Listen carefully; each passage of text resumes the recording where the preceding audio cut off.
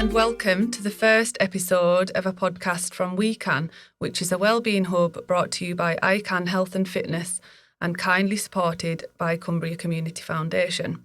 My name's Jenna Sutherland and I'm Wellbeing co-ordinator at WeCan in Carlisle, as well as your host today. And I'm thrilled to be able to introduce our first special guest, Martyn Blacklock. Good morning, Martyn. Good morning, and thank you so much for inviting me. I suppose I should introduce myself. All right then. Okay, so I work locally and online actually as a counsellor, a person-centred counsellor, and I also teach yoga. And I use both of these practices as well as a few other healing practices to help people on their journey of self-acceptance and change. Yeah, so I myself have had some help from Martyn this year. I was struggling myself at the beginning of the year, so we've had quite a few sessions to help me with my own change. So I think that's why it felt extra important to have you as my special guest today, Martyn. I know how much that you've helped me, and I thought by us having a conversation, we might be able to help some other people as we lead up to Christmas on this very bizarre year that we've been having. So how are you feeling about the run up to Christmas, and how do you think that everybody else might be managing?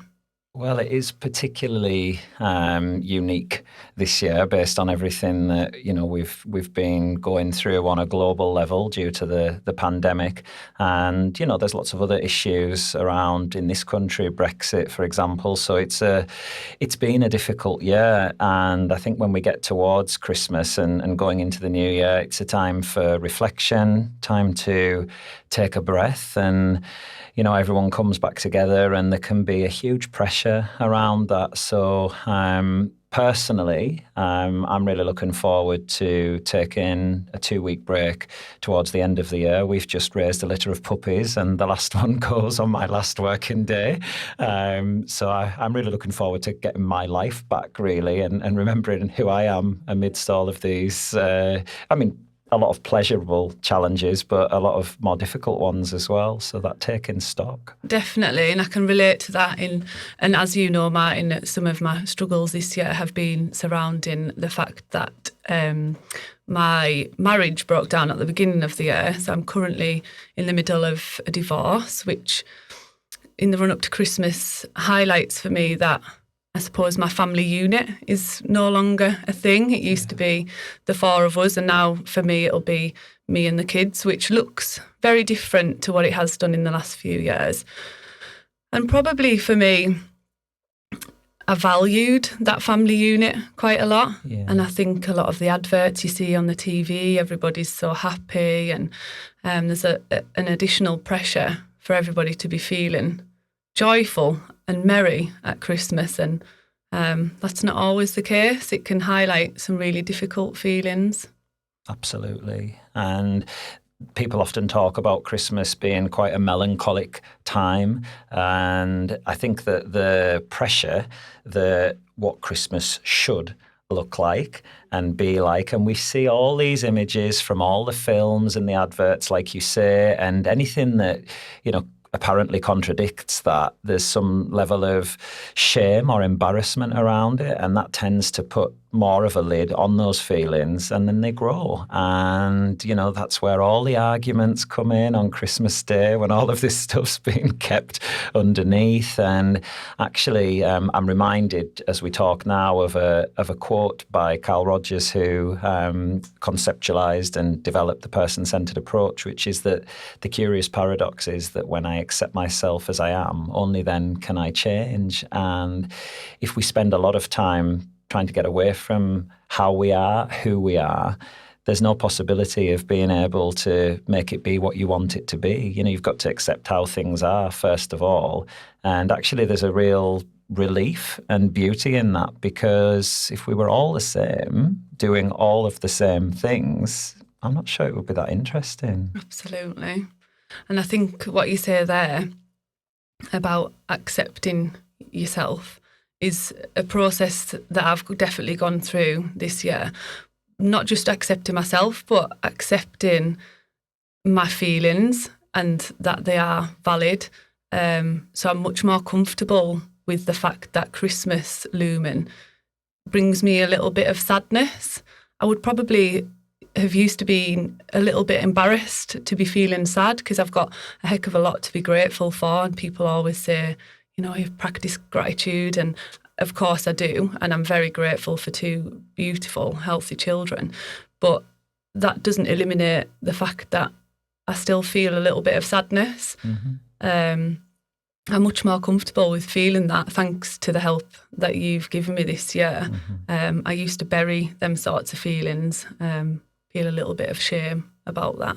So I'm much more accepting now, definitely. Interesting what you say about gratitude there. I was having a conversation with somebody earlier this week about, I should just be grateful.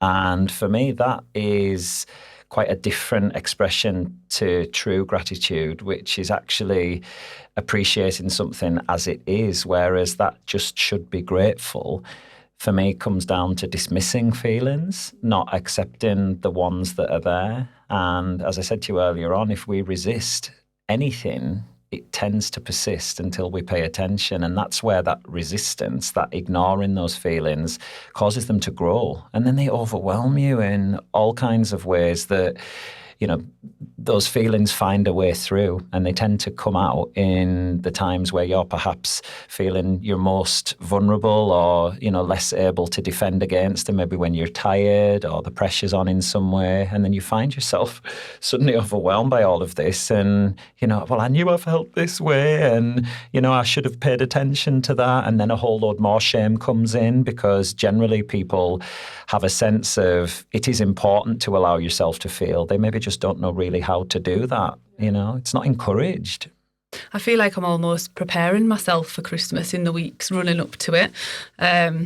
So I'm making myself aware that some of them moments at Christmas are going to be really difficult for me, and I'm kind of thinking about it, planning in advance how I'm going to busy myself, maybe when the kids are with the dad, for example, because there's going to be quite a large portion of Christmas Day when my kids won't be with me this year, which obviously is going to be really difficult. But, I'm filling those hours with other lovely things, and fortunately be able to spend some time with some of my other family members. But yeah, I think definitely preparing myself for it being difficult is important for me at the minute. Yeah, and it would be impossible to do that if you weren't accepting that you were feeling difficult about it. There'd just be the sense, oh no, I'm fine, I'll just crack on, and actually what you're saying is, I accept that this is going to be difficult at times, and that's okay. Yeah. Then what am I going to do about it? And that's where that acceptance before change comes in. The rest is just denial, resistance. Yeah. And it's all right to feel difficult about the year that you've been through, and I just want to take a moment here as well to thank you for allowing the space for us to be able to acknowledge, the basis of our relationship, because that in itself, for our listeners, I believe will be really healing, because nobody really talks about the fact that they go to therapy. Yeah. And, there is some kind of sense of it being taboo still. And I always feel incredibly proud of people when they pick up the phone, when they send me that email and say, I think I need some support. It's like, oh, you've done so much work already. You've Absolutely. allowed yourself to feel vulnerable and say, I want help. I completely agree. I remember when I first sent you the message and we booked the first appointment, even within that week between me sending you a message to ask for an appointment and actually coming to meet you, I already started feeling a little bit of an improvement in my mood, because I felt like I'd taken control, and it was quite empowering really to think, actually, I'm not feeling great. I'm really struggling. I need some help. It was like an internal pat on the back to me for taking control of that. And a big part of asking for help is that what you're doing is allowing some empathy. And I think it was Brené Brown, I'm pretty sure it was, she's a shame researcher, said that shame hates empathy. And so if you're able to allow yourself to be vulnerable and let somebody know that you're feeling that way, they get a chance to be able to say to you, okay, that's all right. You know, I'm here. And then shame deteriorates because you've actually allowed somebody to support you and you feel good and you face the fear. And so that's why that reaching out is so incredibly important, and to have our listeners know that that's what it's like and that's what's going on behind the scenes of asking for the support. It might just enable some people to pluck up the courage, be vulnerable and ask for support. Yeah. I remember in the months following my marriage breaking down, the amount of people that would say to me, but everything always seemed so great.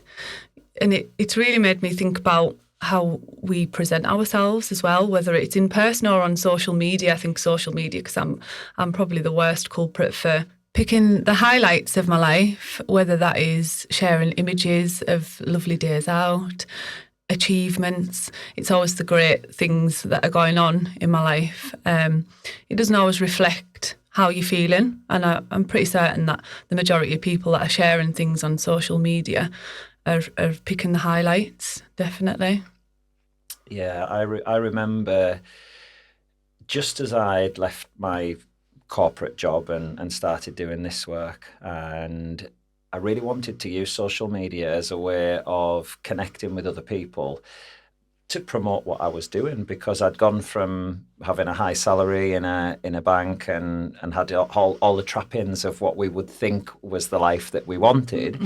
And I was letting go of all of that and starting afresh, you know, starting a blank slate. So I needed some business in order to survive. And I remember thinking, like, how am I going to use social media now? Because I definitely used to have this moment where I'd be like, oh, I'm showing some vulnerability there. Don't do that. Just show the good stuff. Yeah. And I was like, I'm not going to do that again, because, you know, I'd done my training. I understood that in order, you know, we connect through our pain, that empathy is about saying, I get what it's like for you to be in your world and I'm there with you. And I thought, I need to use social media in this way. And it goes against the grain of many traditional person-centered counsellors in that, you know, self-disclosure is something that you would get locked up by the imaginary person-centered police, you know, and I kind of thought, you know what, I trust myself to be able to show this vulnerability in a way that means that I can still hold space for people. And so it took a lot of careful consideration. And I remember when I left the bank and I did my first post on the 1st of July, because I left the bank on the 30th of June and started my new career, if you like, that day. And I remember writing, I am out here on a limb. I've left this career. I plan to do this yoga teacher training. I've got my qualifications and I'm scared. I'm really shitting myself about the fact that this is what I'm doing. And I built a business based on my sharing of my vulnerability about the fact that I'd let everything go. I didn't do the good news story afterwards. I wanted to say, I'm scared and I'm doing this. And that became how I connected with people. And right to this day, 7 years later, well, almost 7 years later, every single time I put something on social media, every time I've got an offer in with a client, I say to myself, is this okay for you to share this? And is it real? And, you know, I get so many messages in private that say, you know, I didn't want to comment on social media. I didn't even want to like the post, but what you said really resonated with me. And to know that you're out there supporting others and, you know, I believe doing a great job, and yet you struggle. And I'm like, no, the reason that I can support others is because of the struggle, not despite it. And we connect. I'm going to say it again. We connect through our pain. That's where empathy is. I'm here for you and you're going to be okay. Yeah, it's really powerful. Yeah, it is really powerful. And just as you were talking back to me there, I had a moment where I realized the power of actually being vulnerable myself in this moment here. And my negative voice swept in. I got a sick kind of feeling in my stomach, which said, listen to you talking about your journey to all these people. They're not going to be interested. Don't get too big for your boots. Don't boast. Just be modest. All these messages, that's not who I really am. And yet when I'm daring to be who I really am in this podcast, in this room with you in here, that voice steps in and it's represented by some physical feelings of, okay, low level anxiety, but still anxiety that says, don't you be that person. Yeah. And I feel ashamed about talking about what I'm good at and how I got here and thinking that other people might be inspired by that. It doesn't really go away, that negative voice. I guess it's just about doing something different with it. And I think I challenge that by every single time I'm vulnerable and I'm willing to, there's a shaking in my voice now. Like I'm really kind of in this with you now, Jenna. And it's so hard. But if I didn't do that, nobody would see that it's okay to do that. If someone else is doing it, maybe it's okay for me too. I think it reminds me of a quote that one of my friends quite often sends to me, and it's Marianne Williamson. Our deepest fear is not that we are inadequate. Our deepest fear is that we are powerful beyond measure. And it goes on, really, the message behind it is saying that actually, don't shrink yourself. Allow yourself to be big. Take up the space that you deserve. Take all of it. And by doing that, and by other people seeing you do that, and inspiring other people, it allows them the permission to do the same and to take up their space and say, actually, no, I can do this. Because I wake up with the self-doubt. I woke up this morning and I thought, you're going to do what? You're going to do a podcast with Martyn Blacklock? Just who do you think you are? But it does, that self-doubt just constantly creeps in. But actually, I have to keep reminding myself, no, I've got the passion and this is what I'm good at and I'm going to do it and I'm going to do it really well. Completely understand what you mean by that.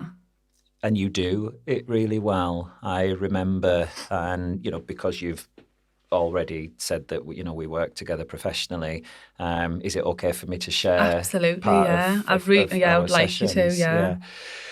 I remember thinking while we were going on those socially distanced walks in the summer, in the rain sometimes, thinking, she's really showing up for herself here. And the way that you were able to articulate how you wanted things to be and noticing the conflict between how they ended up being. And so many times I was thinking, if only she could see what I see. And that's that bit about not hiding your light under the bushel, about showing up and taking up the space, because you get to feel what everybody else probably sees in you. And you know what? I'm going to kind of step it on a little bit from here and say that if we don't do that, then we give that same message to other people about how to treat us. And so by taking up only a small amount of space, that's all that you're given by others. And I would argue that those that want you to take up a small amount of space versus a bigger amount of space maybe aren't the right people for you to have around you. Absolutely. Yeah, I totally agree.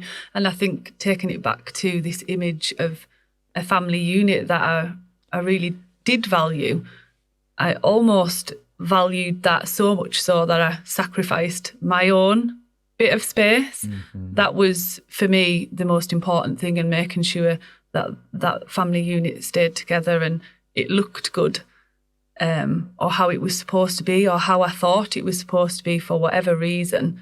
I'd done that at the cost of losing quite a lot of myself within that, and making the shift from that being my utmost value to where I'm at now has been really uncomfortable for me, like really uncomfortable.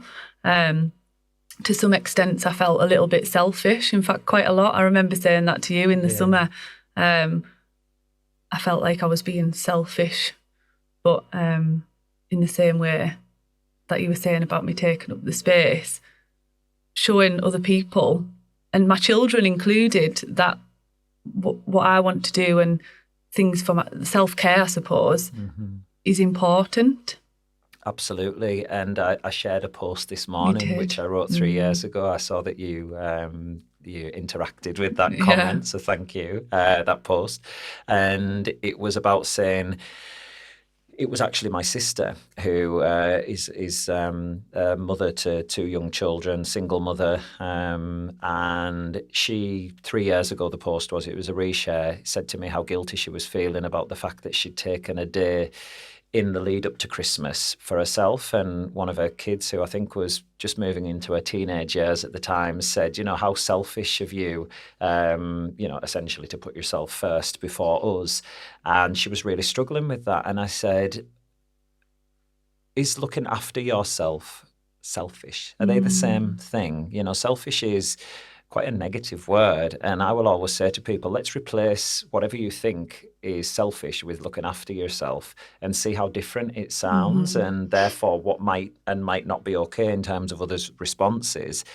And what I also said to my sister was, if you're not in a decent place, and I'm not saying, mega fulfilled or on top of the world, just a decent place, then how are you going to be able to deal with the wobbles that your children present? Are they going to feel like you can cope with what they've got to bring, or will they be too scared to mention anything that might knock you off centre because you're already way off centre? And so actually, not only is it important to be able to, the metaphor that's used a lot in counselling is put your own life jacket on first, and then you can save others. And that's very much what self-care is about. And of course, it's a challenge. Nobody's saying that it's easy, but it still needs to be done. And, you said yourself there, it was a real struggle to try and do that. And often the struggle is mental. It's overcoming those negative messages that looking after yourself is indeed that negative association with selfish. It's not. It's really valuable. And actually communicating a message to others that this needs to be done. Yeah, it reminds me of what a really significant moment we had in one of our sessions in the summer that sticks with me. I was telling you that because I was struggling, quite often I try as a mother to be strong, and for my kids to see this strong image of a mother. And that probably came from my mother, because she was a single mother for a lot of my childhood, and she worked hard. She always was this figure of, she could kind of cope with everything. So I probably get a lot of that from her, and possibly my nan as well. It's probably generational. But I remember saying to you that I didn't want the kids to see me sad. I wanted to protect them, I suppose, from seeing me suffering with sadness. And I remember you said to me, allow yourself to be sad.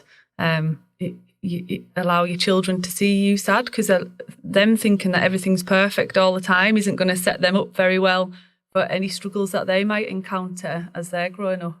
I found that really helpful. And is the family home and the environment in which you grow up in, when all of your behaviours are being formed and responses to the world, is it not far more useful for that environment to represent the real world? Whereas if it's perfect and there's that sense of wrapping children up in cotton wool, how are they going to cope when they go out into the big world? And, I see this with late teenagers and early 20s, where these real struggles that we all have, your first love breaking down, the pressure of work, going out and, getting hurt by people in various ways. If you've never encountered any of this in your life, or never indeed seen how people cope with those struggles themselves, there's going to be no resilience. There's going to be no coping mechanisms. And it does happen, people who go through that awful first love thing, for example, or the first difficult few months at uni. It's the first time they've struggled. And you will definitely see people feel suicidal because they think that they're going crazy because they're struggling. They don't know struggle. It's part of life. And hiding it can be a strength, but it's also a strength to say, I can't hide this any longer. What you resist persists. Absolutely. I had a bit of a moment a couple of weeks ago putting the Christmas tree up with the kids.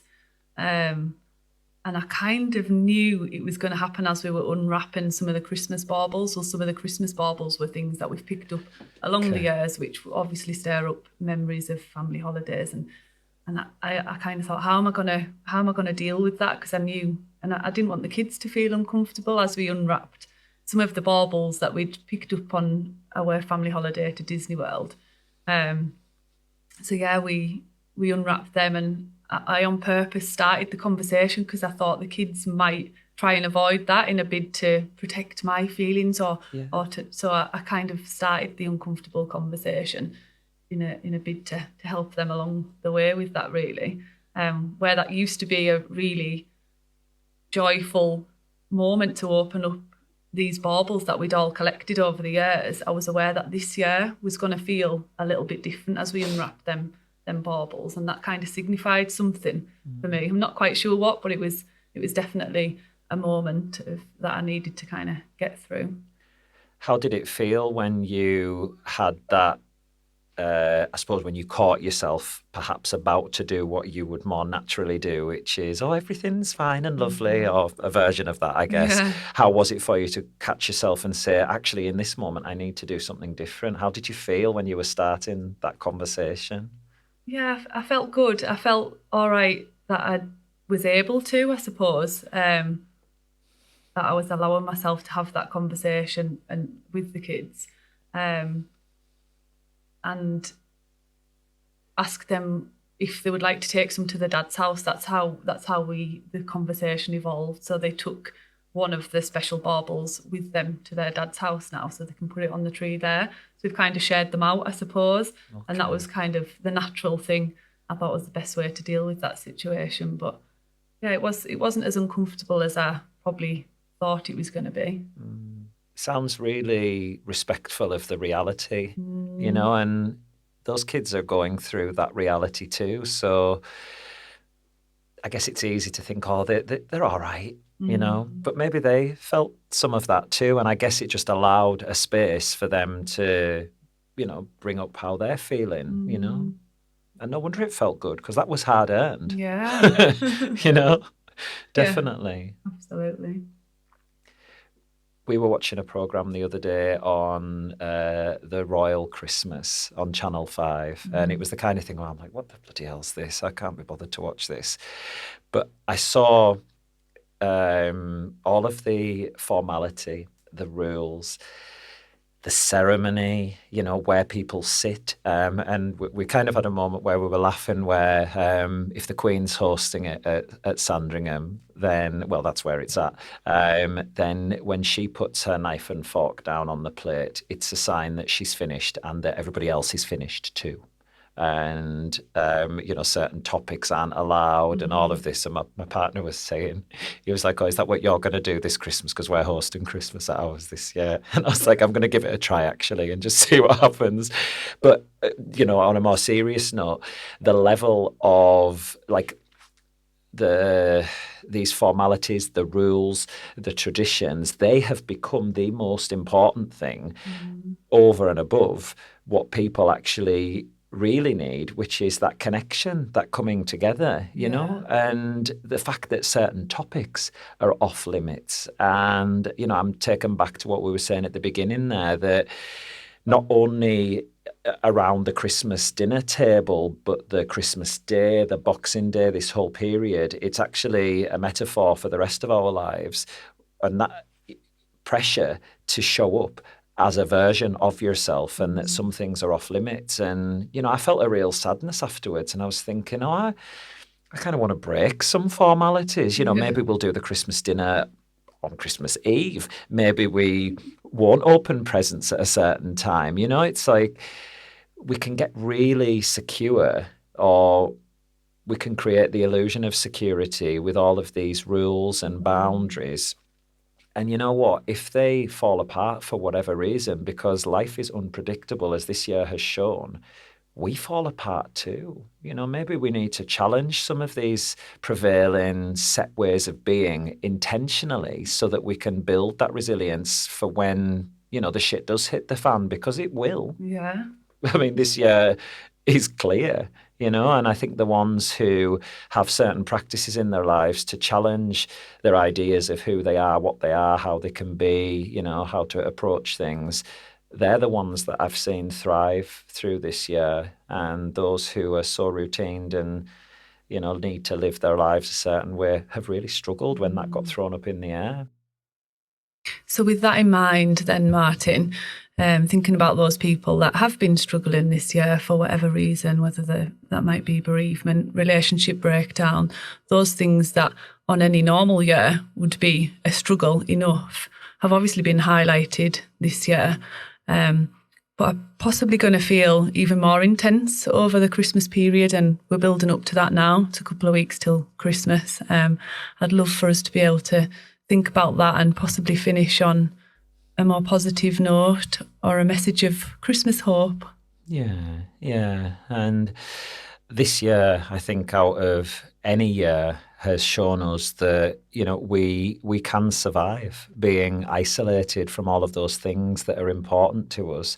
And, I'm not saying that those things aren't important and valuable, but we need to be able to find a way to cope when they're not there as well. And that comes down to relying on your own resources and thinking about the idea earlier on about what you resist persists, and the shame that you can feel about those things that you resist, hence why you resist them. There is no shame around being lonely. I can't say that enough. In fact, anything that anyone feels, there's no shame about, because we don't choose what we feel. We can only choose what we do about it. And loneliness has been a big topic all year round, and it's felt every Christmas. So I hope that this podcast is applicable in years to come, and using this year perhaps as a way of learning how to cope with loneliness even better. And just on loneliness, my belief that loneliness is not about being alone. It's about being disconnected from who you really are and how you're experiencing the world.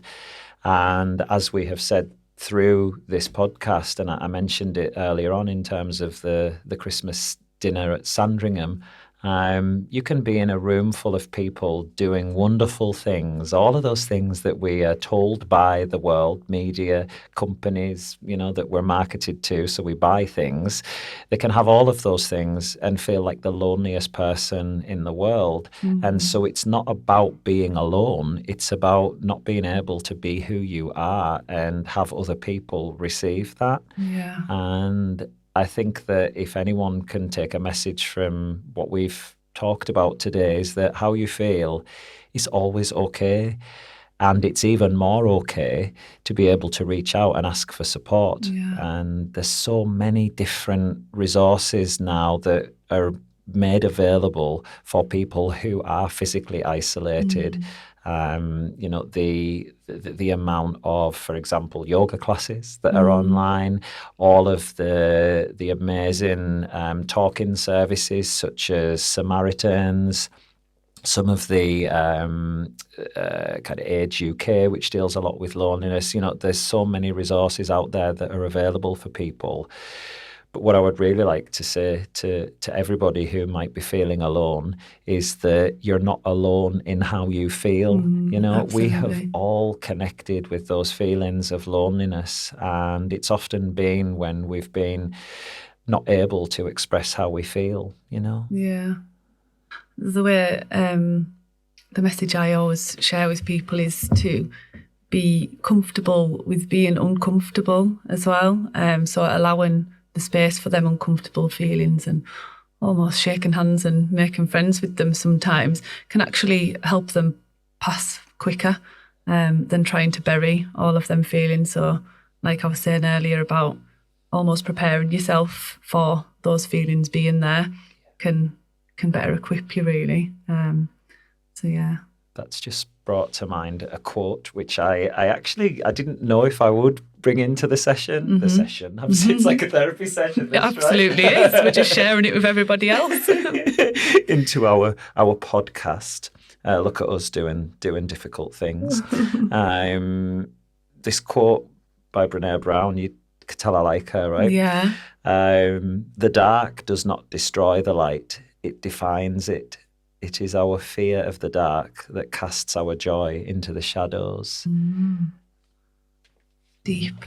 get used to doing difficult things. You know, you cannot have the light without the darkness. Yeah. We all struggle. We all feel helpless. We all have symptoms of anxiety. We know that feeling in our stomachs, that sinking feeling in our hearts, the constriction around your throat when something that needs to be said or expressed can't be. You know, we all know that. I know you all do, that you're listening, and that's okay. Me too. And I Me help too. people with that, and you too, you know, Yeah. and we probably have been experiencing some of that in this session. But when you express how you're feeling, if you find the courage to do that, not only do you get the opportunity to be supported by somebody who can say to you, I'm here for you, but you also get to see yourself doing those really difficult things and embracing your darkness. And then it's soon, you know, darkness, night is always followed by some light. And if we dive into that struggle, even if it's gently, you know, or really dive in, then it won't last as long. It passes. You know, everything is temporary. Yeah. Lovely. Thank you, Martyn. My absolute pleasure. And, you know, I look forward to seeing more and more what is happening with these podcasts and this amazing initiative that you're leading at WeCan. And thank you. You know, it's a real joy to have been able to talk about some of the stuff that is often cast into the shadows in society. You know, let's bring our struggles into the light and let more people feel that their struggle is okay, because it absolutely is. Yeah, you know? Absolutely. And if we can give any gift at Christmas, I think that gift of sharing that with other people is really important. So sharing a little bit of vulnerability with other people in the hope that it can help them along the way. And it is a gift to share with somebody your vulnerability. How lovely is it when you, as the helper, get to hear back from that person who was struggling, you really helped me. Yeah. That's like, that is a gift. And, you know, people think I'm being trite when I say thank you for reaching out to me. Thank you for saying that difficult thing. Thank you for asking me that thing that you really didn't want to do. You know, the getting in touch occasionally between the sessions because it just felt so hard. Thank you for letting me be there for you. People want to help people.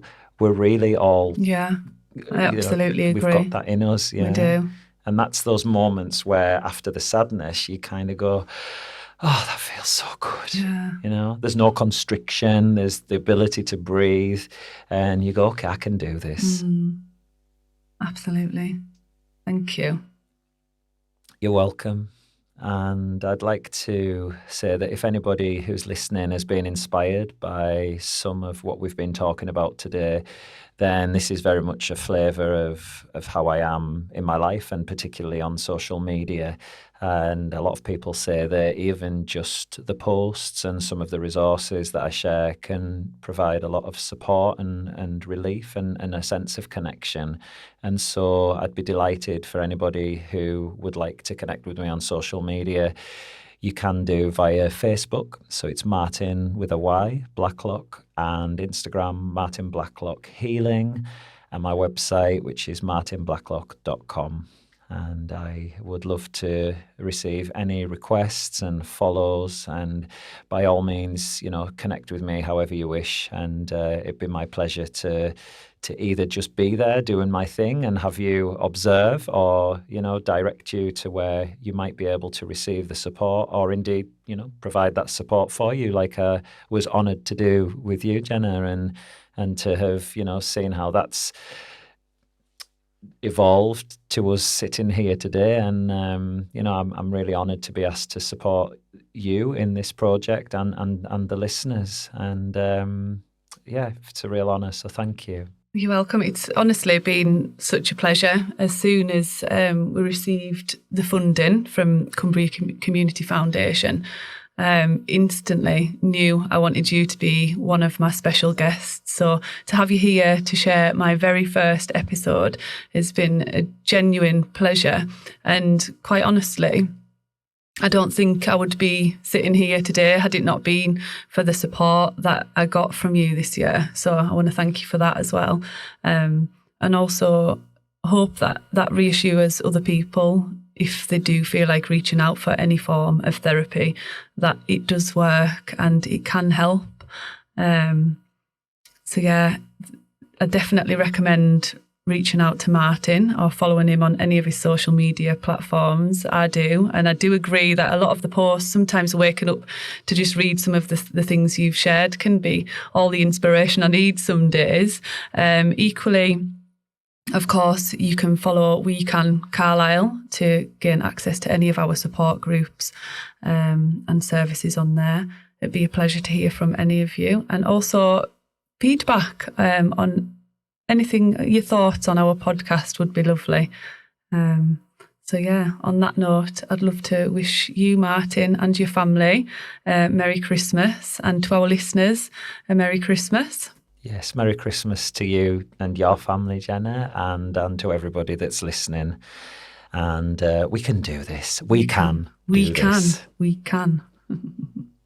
Thank you. Thank you.